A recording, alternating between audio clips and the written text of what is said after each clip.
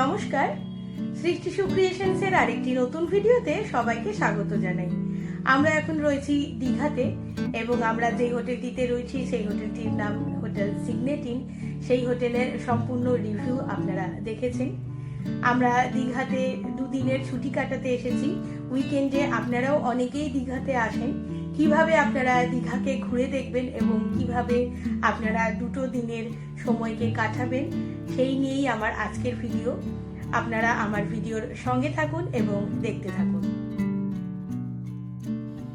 দীঘাতে প্রবেশ করতেই আমরা দেখতে পেলাম জগন্নাথ মন্দির। দূর থেকে জগন্নাথ মন্দির দর্শন করে চলে এলাম। আমরা চেক ইন করেছি হোটেল সিগনেটিনে, আপনারা তার ডিটেল ভিডিও দেখেছেন। এবারে আমরা ফ্রেশ হয়ে চলে যাব সুইমিং পুলে। সুইমিং পুলটি এখানকার ভীষণ সুন্দর, ভীষণ ভালো লাগে এখানে রুফটপ সুইমিং পুলে। আমরা বেশ অনেকটা সময় এখন সুইমিং পুলেই কাটাবো। দীঘাতে এলে কিন্তু আপনারা এই হোটেল সিগনেটিনে অবশ্যই থাকতে পারেন। আমরা এবারে সুইমিং পুলে নামলাম। খুব বেশি ডিপ নয় সুইমিং পুলটি, বেশ ভালো লাগছে। অনেকটা সময় আমরা সুইমিং পুলে এনজয় করলাম। এবারে ফ্রেশ হয়ে চলে যাব লাঞ্চ করতে। আমরা হোটেলের ভেতর থেকে লাঞ্চ করব না, আমরা চলে যাব নিউ দীঘার হোটেল নিমন্ত্রণ বলে একটি রেস্টুরেন্টে। সেখানকার খাবার দাবারের কোয়ালিটি এবং স্বাদ কিন্তু ভীষণ ভালো। চলে এসেছি আমরা নিমন্ত্রণ হোটেলের ঠিক সামনেটায়। এটা নিউ দীঘায় অবস্থিত। আর এই দেখুন রাজকীয় খাবার। আমরা নিয়েছিলাম কাতলা ফিশ থালি এবং খুব সুন্দর করে ওনারা সাজিয়ে দিয়েছেন। তার সাথে আমরা নিয়েছিলাম পার্শে মাছের ঝাল। আমরা দীঘাতে যতবারই আসি হোটেল নিমন্ত্রণেই আমরা লাঞ্চ ডিনার করি। ভীষণ ভালো কোয়ালিটি ওনাদের খাবারের। সন্ধে হয়ে গিয়েছে, আমরা বেশ অনেকটা সময় ঘুমিয়েছিলাম। এখন আমরা বাইরে বেরোচ্ছি, ওল্ড দীঘার সি বিচের দিকে এখন আমরা যাচ্ছি। বেরিয়ে পড়েছি আমরা, চলে এসেছি ওল্ড দীঘাতে। এখানে এসেই বাচ্চা মনটা আবার বেরিয়ে আসতে আমরা চলে এসেছি বেলুন ফাটাতে। আপনারা কারা এরকম বেলুন ফাটাতে পছন্দ করেন আমাকে অবশ্যই জানাবেন, ভীষণ ভালো লাগে। আর আমি একদম টিপ করে মিডিলের বেলুনটাই ফাটিয়েছি। অনেক লোকজন এখানে আজ এসেছেন। দীঘার এই সমুদ্র সৈকতের পাশে সন্ধেবেলাটা বেশ লোকজন থাকে। এখানে একটি দাদা বসে চাবির রিংয়ে নাম লিখে দিচ্ছেন। আমিও আমার নাম লেখা একটি চাবির রিং ওনার থেকে তৈরি করালাম। এবারে আমরা অপার সমুদ্রের সামনে বসে আছি এবং ঢেউ দেখছি। অপার সমুদ্রের ঢেউ দেখতে দেখতে আমরা অনেকটা সময় কাটিয়ে দিলাম। এবারে চলে যাব ডিনার করতে। ডিনার করতেও আমরা কিন্তু চলে এসেছি হোটেল নিমন্ত্রণে। এখানকার খাবারের কোয়ালিটি ভীষণ ভালো হয়। ডিনার সেরে এবারে চলে এলাম হোটেলে। সব থেকে ভালো যেটা লাগে সেটা হলো হোটেল থেকে এইভাবে ব্যালকনি থেকে বাইরেটা দেখতে। রাত্রিবেলা যখন আলোগুলো জ্বলে ভীষণ সুন্দর দেখায়। গুড মর্নিং সবাইকে। আজকে দীঘাতে আমাদের দ্বিতীয় দিন। সকাল হয়ে গিয়েছে, সূর্য উঠে গেছে। এবারে আমরা বাইরে বেরোবো। আজকে আমাদের একটা নতুন প্ল্যান রয়েছে। আজকে আমরা দীঘা মোহনা থেকে মাছ কিনে সেটা রান্না করতে দেব এবং আজ দুপুরে সেটা আমরা খাবো। চলুন তাহলে বেরিয়ে পড়ি। নিউ দীঘা থেকে দীঘা মোহনার দূরত্ব প্রায় 4 কিলোমিটার। আপনারা টোটো করে যেতে পারেন বা যদি নিজস্ব গাড়ি বা বাইক থাকে তাতেও যেতে পারেন। দীঘা মোহনা পর্যন্ত যাওয়ার যে রাস্তাটা সেটা কিন্তু ভীষণ সুন্দর। এক পাশ দিয়ে সমুদ্র এবং তার পাশ দিয়ে চলে যায় রাস্তা। চলে এসেছি আমরা মোহনাতে। এখানে বেশ বড় বড় কন্টেনারগুলো দাঁড়িয়ে রয়েছে।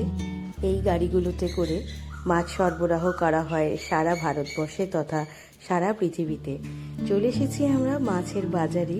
দেখুন কত রকমারি মাছ রয়েছে, বেশিরভাগই সব সমুদ্রের মাছ। এখানে এসে মাছ দেখে মনটা একেবারে ভরে যায়। আমরা প্ল্যান করলাম যে আমরা চিংড়ি মাছ নেব এবং পমফ্রেট মাছ নেব। এই জায়গা থেকে দাঁড়িয়ে কিন্তু দৃশ্যটা অপরূপ সুন্দর।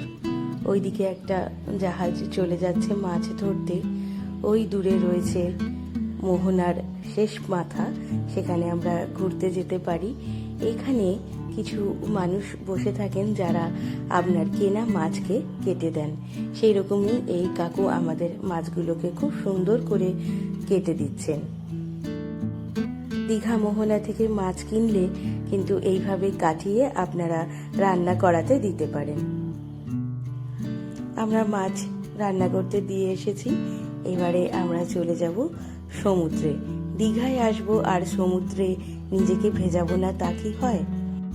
আমরা চলে এসেছি ওল্ড দীঘা সি বিচে। এখন ভাটা রয়েছে, তাই জলটা অনেকটাই দূরে চলে গেছে।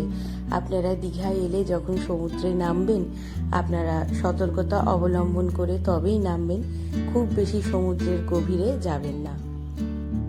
সমুদ্রে স্নান করে চলে এসেছি আমরা, ঘরে এসে ফ্রেশ হলাম। এখন বাজে দুপুর 2টো।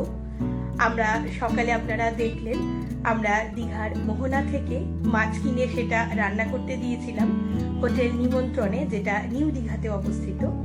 এবং এখন আমরা লাঞ্চ করব, সেটা আমাদের আনা হয়ে গেছে, আপনাদের দেখাবো। খুব সুন্দর রান্না করে হোটেল নিমন্ত্রণ। আপনারা যদি কখনো দীঘাতে আসেন তাহলে কিন্তু এইভাবে মাছ কিনে ওনাদের দিলে ওনারা কিন্তু খুব সুন্দর করে রান্না করে দেন। এবারে লাঞ্চ করার পালা। চলে এসেছে আমাদের পমফ্রেট এবং চিংড়ি মাছ।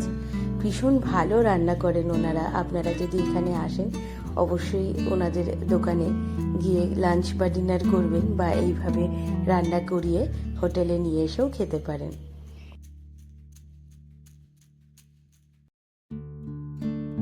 সন্ধে হয়ে গিয়েছে, এবার আবার আমরা চলে যাচ্ছি ওল্ড দীঘা সি বিচের দিকে। সবার প্রথমে গিয়ে 1 কাপ চা পান করলাম।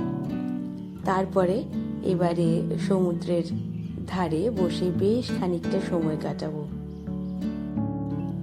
এভাবে সমুদ্রের ধারে বসে সমুদ্রের ঢেউ গুনতে ভীষণ ভালো লাগে, আর নিজেকে সমুদ্রের সামনে কতটা ছোট মনে হয়। এই পার্কে একটি নতুন জিনিস দেখলাম। এই আর্টিস্ট ভদ্রলোক ক্যারিকেচার আঁকছেন। 50 টাকার বিনিময়ে এঁকে দিচ্ছেন সুন্দর সুন্দর ক্যারিকেচার। আমার হাজবেন্ডও দাঁড়িয়ে পড়েছে, তাকে এখন আঁকা চলছে। ভীষণ ভালো ছবি আঁকেন এই ভদ্রলোক।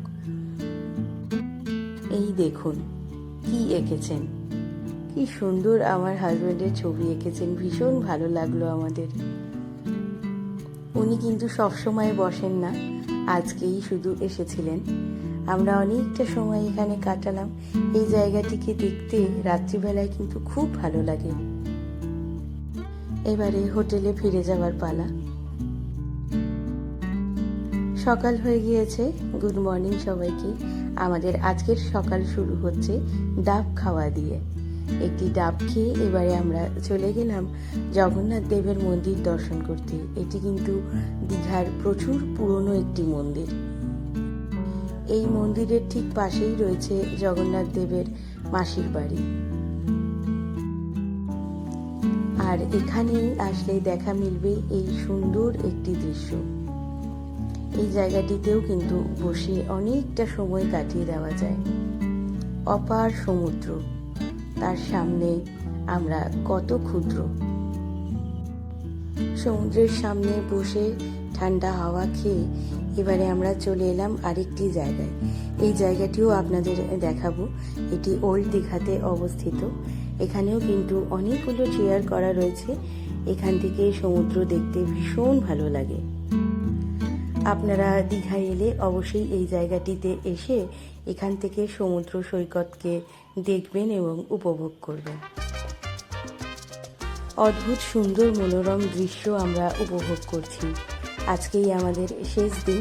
2টো দিন আমরা খুব ভালো করে কাটালাম। আজ আমরা ফিরে যাব। এখনকার মতো আমার এই ভিডিওটি আমি এখানেই শেষ করছি। দেখা হবে খুব তাড়াতাড়ি পরের ভিডিওতে। ধন্যবাদ।